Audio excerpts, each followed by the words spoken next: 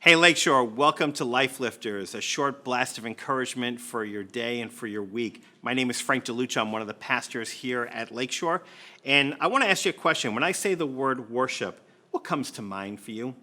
Maybe for you, it's music. Maybe it's a modern chorus that we sing here in church on Sunday, or maybe it's an older hymn. Maybe for you, when you think of worship, you think of an experience that you've had with God, a closeness that you've had with God, where you've experienced his goodness and his faithfulness and his grace or mercy. In our culture, oftentimes worship is expressed in the form of music, in the form of visual arts, in the form of dance. Maybe it's in the form of literature. But today, what if I was to tell you that the foundation of worship has nothing to do with any of these?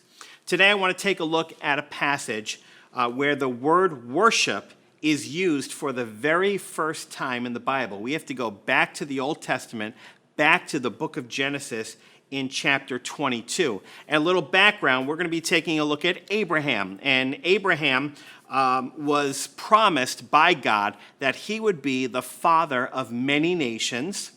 And here we find Abraham and his wife Sarah, and they're getting on in years in life, and they still have no children together. And so Abraham held on to that promise. Even though he was getting up in age, he held on to that promise. And it wasn't until Abraham was 100 years old and his wife Sarah was 90 years old. Their bodies were as good as dead, the Apostle Paul tells us. And that is the moment when Sarah conceived and gave birth to their son Isaac. Fast forward into Isaac's life. Now Isaac is a young boy. We're not exactly sure how old he is in Genesis 22, but I'm guessing he's probably somewhere between 7 and 10 years old. So Abraham is around 110 years old, and God tests Abraham in this chapter. We pick up in verse 2. Then God said, "Take your son, your only son, whom you love, Isaac, and go to the region of Moriah. Sacrifice him there as a burnt offering on a mountain, and I will show you." Early the next morning, Abraham got up and loaded his donkey. He took with him 2 of his servants and his son Isaac.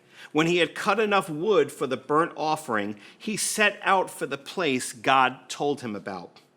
On the 3rd day, Abraham looked up and saw the place in the distance.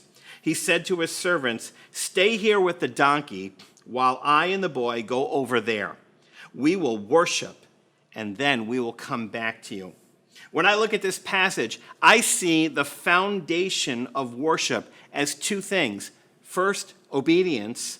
Second, sacrifice. When you look at the way that Abraham was obedient, when God told him, "I want you to sacrifice your son Isaac," he got up early the next day. He didn't put it off. He didn't procrastinate. He got up and he prepared. He prepared the wood. He prepared the donkey. He prepared his servants. He was obedient to what God had called him to do, even though he promised that he would be the father of many nations, and God is asking him to sacrifice his one and only son. It didn't make sense, but Abraham was obedient. The second foundation of worship is sacrifice. Abraham made huge sacrifices. If you think about it, he's 110 years old at this time. He had to go on a 3-day journey on a donkey through the mountains. He sacrificed comfort, and he sacrificed an easy life just to follow God. We pick up in verse 6. Abraham took the wood for the burnt offering and placed it on his son Isaac, and he made himself carry the fire and the knife. As the 2 of them went on, Isaac spoke up and said to his father Abraham, "Father." "Yes, my son," Abraham replied. "The fire and the wood are here," Isaac said, "but where is the lamb for the burnt offering?" You think Isaac is starting to catch on to the plan? Abraham answered, "God himself will provide the lamb for the burnt offering, my son." And the 2 of them went on together.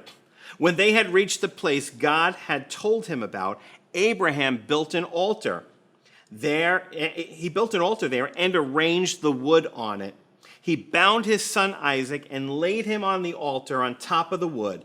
Then he reached out his hand and took the knife to slay his son. There's that obedience piece again, following through on what God called him to do. But the angel of the Lord called out to him from heaven, "Abraham, Abraham." "Here I am," he replied. "Do not lay a hand on the boy," he said. "Do not do anything to him. Now I know that you fear God because you have not withheld from me your son, your only son." Abraham looked up, and there in the thicket he saw a ram caught by its horns. He went over and took the ram and sacrificed it as a burnt offering instead of his son. Abraham remained obedient, and he was committed to making the sacrifices that God called him to do. Worship without obedience and sacrifice is not sincere. It's not sincere. However, worship that results from obedience and sacrifice is life-changing. It was life-changing for Isaac, and I know it will be life-changing for you. I want to encourage you today to make obedience to God and your willingness to make sacrifices for him that he calls you to do, not sacrifices that he doesn't call you to make, but sacrifices that he calls you to make. I want you to make that obedience and that sacrifice the foundation for your worship. And when you do, there will be a closeness to God. And the worship that you give him, it will never be the same. I hope you find this encouraging today. And don't just go and have a great day. Go and make a great day.